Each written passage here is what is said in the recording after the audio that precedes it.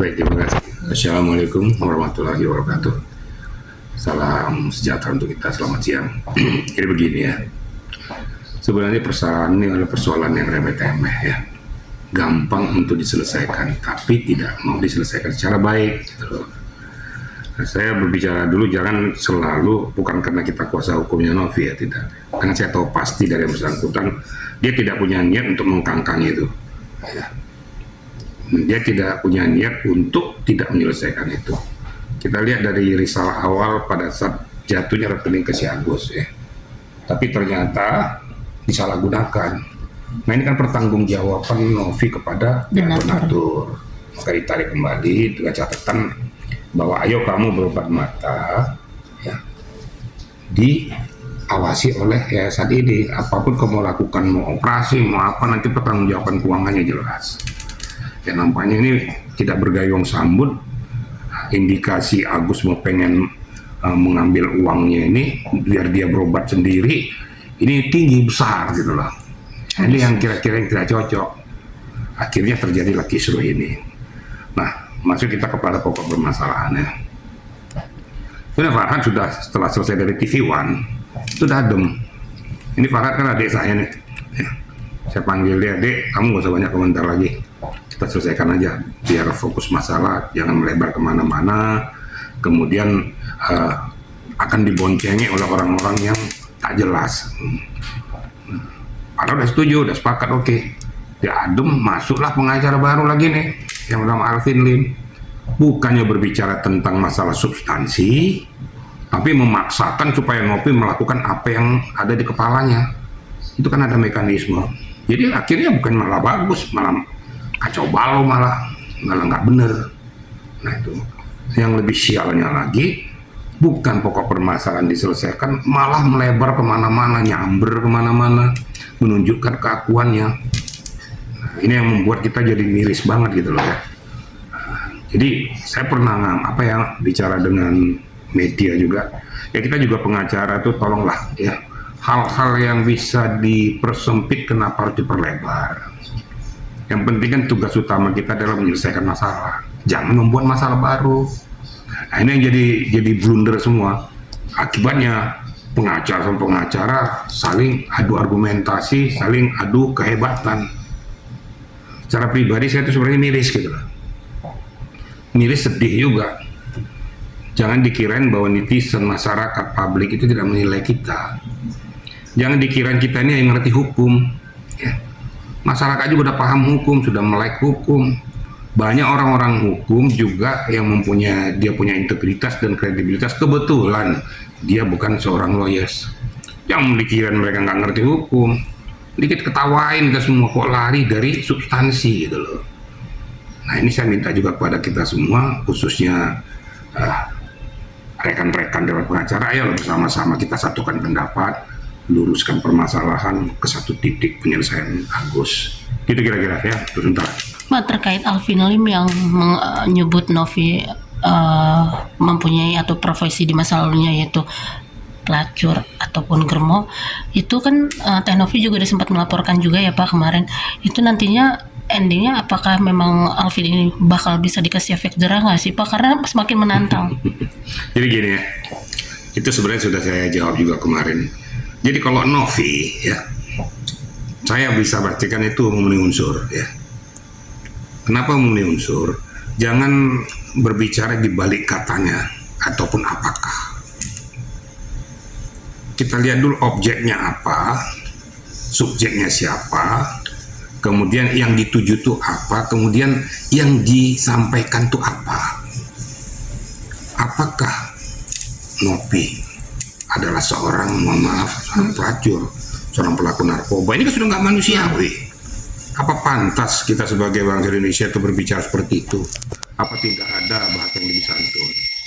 Nah, tiba kepada konteks permasalahan ya, masuklah bahasa-bahasa yang tidak jelas ini. Jadi ingat ya, pada saat dia mengatakan bertanya, tapi isinya adalah pernyataan karena dituangkan kepada publik. Kalau dia pengen, dia tanya aja langsung sama Novi. Dan nanya sama Novi juga bukan nanya apa uang ini kamu dari, mohon maaf, dari pelacur, itu juga nggak manusiawi.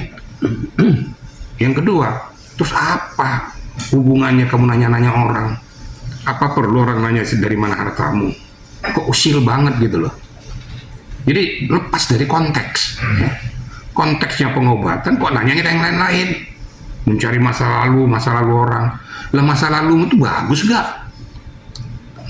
Lebih parah lagi masa lalumu, kamu berapa kali TSK, ya.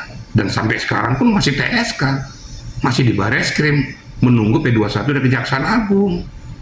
Jadi jangan merasa diri bener gitu loh. Nah kalau untuk konteks Novi, saya yakin kan, apalagi kemarin ya ahli pidana ya sudah menyampaikan tuh Pak Khairul Huda ya, bahwa dengan konteks yang disampaikan itu ada subjek, objek, kemudian isi percakapan atau pembicaraan yang disampaikan kepada publik itu sudah bermuatan pernyataan, bukan pertanyaan. Sudah kena di Undang-Undang IT, pencemaran nama baik. Ada beberapa pasal yang akan ditabrak oleh dia. Jadi jangan kita merasa hebat dan merasa jumawa lah. Itu kira-kira. Kalau seandainya si Alvin tuh mengatakan Novi melakukan perbuatan pencemaran nama baik, absurd. Pak, Tunggu dulu ya. Kenapa absurd saya katakan? Dia kan mempersoalkan masalah memeh. Nah sekarang saya tanya Anda, saya mau bikin perban di muka saya terus pakai kacamata, ya, kena perasaan mata saya ini ada kelilipan atau kena debu, terus sekaliannya saya bikin dagelan. Emang bisa memenuhi unsur itu? Kan objeknya kan nggak disebutkan siapa namanya, kemudian kenapa dia lakukan, kan nggak ada. Nah, terus kenapa a priori terus menarik kesimpulan ke arah situ? Ya kamu sendiri yang menyimpulkan tuh. Yang menyimpulkan itu adalah hukum, bukan kita. Kita boleh berpersepsi, tapi belum tentu sesuai dengan persepsi kita. Kira-kira gitu ya. Iya, soalnya kan banyak juga nih Pak netizen yang meniru apa yang Teh Novi lakukan dengan Yolo ya Pak. Namun pihak dari Alvin ini lebih menyerangnya ke Teh Novi. Netizen mempertanyakan kenapa nggak laporin aja semuanya, kayak Nick Mir aja kan juga memparodikan gitu. Jadi gini, jadi karena kritikal Dendamnya, poinnya di Novi diambil jadi sumber masalahnya di sana, padahal jauh lebih parah dari situ banyak. Yang lebih ironisnya kalau melaporkan saya 200 juta bangsa Indonesia laporkan saya, ya sombong saya jadi manusia gitu loh. Jadi kalau menurut saya sudahlah abaikan saja. Silakan aja kalau mau ngambil-ngambil yang lain silakan. Tapi khusus Novi sampai kapanpun gak akan bisa kau lakukan itu kalau hanya berdasarkan itu. Kemudian kalau tuh menggugat tentang masa yayasan, kamu nggak punya hak kewenangan juga untuk melakukan langkah-langkah tindakan itu. Ada yang berkewenangan untuk melakukan audit, ada yang berkewenangan untuk melakukan spesifikasi tentang pokok permasalahan harta bendanya. Jadi nggak ada hubungannya. Dan yang kedua, dia bukan penyelenggara negara, dia yayasan pribadi Pak. pribadi. Jadi pokoknya udah salah makan obat lah gitu, udah salah sasaran, salah objek, nggak tepat hanya karena emosi, kemudian merasa diri hebat. Ini sialnya. Contohnya di Mabes Polri yang kemarin tuh, kena nggak unsurnya? Saya katakan tak kena unsurnya. Akhirnya apa? Keluar bahasa tuh, polisi cuma nyocok duit itu loh, kurang ajar itu. Nah, ini sudah bahasa yang tidak mendidik. Jadi menurut hemat saya, ya silakan aja dia lapor, dia punya hak untuk melaporkan sebagai warga negara. Tapi kan dari SPKP dan penyidik juga punya penilaian tersendiri. Kalau hanya seperti itu aja laporkan tuh ya nggak memenuhi unsur, nggak ada hubungannya, nggak ada relevansinya gitu. Kira-kira gitu ya. Kalau misalnya mengenai donasi yang tadi balikin itu bisa nggak sih Pak? Gimana? Donasinya yang tadi dibalikan. Kan udah di Kemensos ya Kembalikan Pak. kepada siapa? Donaturnya kan kata yang sampai itu kalau sampai berapa petisi itu nanti donasinya dibalikin. Saya kira gini ya, saya juga berpikir seperti daripada kita berkutat di sini, ya sudahlah kita masuk ke jalur hukum aja. Karena tidak ada titik penyelesaian yang baik. Padahal waktu itu habis dari TV One, saya live di TV One, itu sudah masuk mengkerucut loh. Saya panggil Pak Arhad supaya kita selesaikan. Nah tiba-tiba kok jadi bias nggak karu-karuan. Nah munculnya lah orang pengacara baru nih, justru nyamber yang nggak jelas, substansi nggak diselesaikan. Kan itu kok masalahnya. Ya masalah uang itu ya sudah aja, donatur kan punya hak juga. Ya udah dia daftarkan aja ke pengadilan, minta penetapan kepada pengadilan ini uang mau diarahkan kemana. Nah, tergantung pada mayoritas donatur, ya. Mayoritas donatur. Karena kan bukan uangnya Agus, bukan uang Novi juga, bukan uangnya Densu, itu kan uang donatur. Nah, kalau mau pengen selesai masalah, 4 pilar ini didudukkan, ya. Baik objeknya itu ya Agus, yang kedua ya, penyelenggara penggagas itu Novi, fasilitatornya itu adalah Densu, pemilik uang itu adalah donatur. Syukur-syukur diadakan mediasi dengan Mensos ya, Kemensos ya. Nah, tapi Kemensos sekarang pun saya rasa dongkol juga. Oh, kok sudah saya fasilitasi kok masih juga seperti itu, gitu loh. Kira-kira gitu ya. Ya Pak, terkait video Bapak yang viral juga masuk akun Lambe Turah nih Pak, itu kan ada momen dimana Bapak bertemu ya Pak dengan Agus. Sempet ada wejangan juga nggak sih Pak ke Agus yang untuk stop lah memilah-milih lawyer yang hinggap sini lagi hinggap gitu, nggak jelas gitu. Secara eksplisit enggak ya, secara implisit saya lakukan. Kan saya ingatkan dia di TV One pun saya ingatkan ya. Sudahlah, kamu tuh nggak usah terlalu melebar kemana-mana. Kalau sudah ditangani oleh lawyer itu bertujuan untuk menyelesaikan. Saya nggak menduga ya, maaf saya nggak menduga bahwa Alvin ini juga masuk di dalam barikade itu. Yang saya tahu Farhad. Farhad yang selama ini aja melakukan itu nggak separah itu gitu loh. Ini kok jadi makin parah. Sama Farhad saya sudah ngomong, Dinda kita selesaikan. Siap bang. Karena dia adik saya tahu lah. Lu tiba-tiba melebar kemana-mana. Jadi kalau Mehmet saya berikan wejangan itu betul. Saya kasih wejangan di TV One juga saya kasih wejangan. Kamu jangan banyak ngomong. Kamu diem aja. Yang penting persoalanmu selesai, matamu bisa diobati. Siapa? Keluar dari sana 1-2 hari kemudian LP yang ada. Nasib saya bilang, Jadi akhirnya saya jadi dongkol, nggak simpati lagi saya. Berarti kamu juga pengen supaya dipublikasikan. Bukan kau berpikir matamu sembuh, kau masuk sana gunting pita lagi kemana-mana. Loh kamu ngobatin mata tuh mau gunting pita.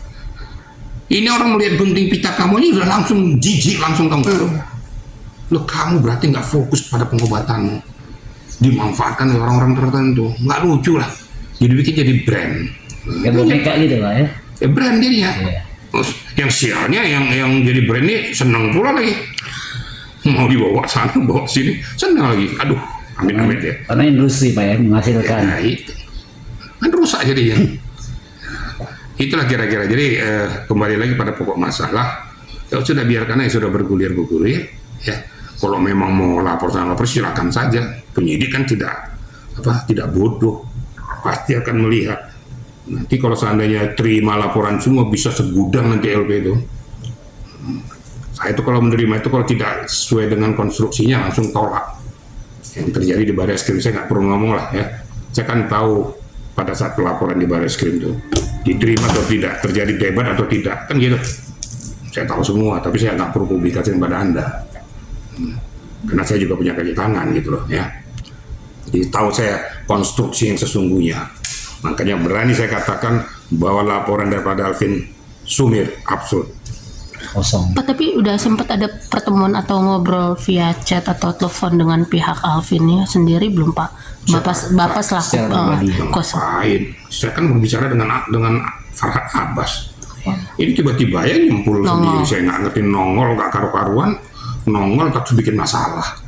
Nongol bukan menyelesaikan masalah. Nongol menunjukkan kehebatan. Dan sempat menantang dan pamer kekayaan kemana-mana. Saya sejak dia bilang bahwa saya kasih 3 miliar ya, kasih 3 miliar nanti kau siram matamu, itu langsung saya udah kurang ajar nih orang nih. Ini manusia atau apa sih kok ngomong kok sombong banget gitu loh. Orang jauh lebih kaya itu nggak seperti itu gitu loh. Ini sambur Hotman Paris lagi, angka kekayaan sama Hotman Paris belum tentu dia lebih kaya dari Hotman Paris. Kan gitu. Pantas nggak sih Pak seorang pengacara itu bicara bukan bicara jalur hukum tapi dia bicara akhirnya membias ke kekayaan. Kan saya bilang nggak pantas. Kenapa nggak pantas? Kita ini mau berbicara tentang masalah hukum atau berbicara tentang kekayaan? Sampai mengaku turunan 9 naga Pak. Ya itu urusan dia lah, mau 9 naga dia nggak tahu lah saya naga mana, nggak ngerti saya. Ada yang bilang katanya ini naga atau cacing, itu urusan mereka lah itu. Jadi membawa-bawa itu untuk apa? Terus kalau mau dibawa 9 naga terus hebat. Nggak hebat juga. Lo bawa dirimu sendiri lah. Kesimpulan saya itu cuma satu. Udahlah, pikirkan aja kesehatanmu, ya. Gak usah banyak lagi buat gaya-gaya. Kesehatanmu kepulihkan. Kalau semakin kau seperti ini nanti terus, itu percaya akan mengganggu kesehatanmu. Tensi naik, merusak. Ingat, kamu sudah cuci darah. Pesannya. Jadi jangan lagi kau buat macam-macam. Sudah berbuatlah kebaikan gitu loh, kebaikan amal, kebaikan. Bukan mencari orang berperang.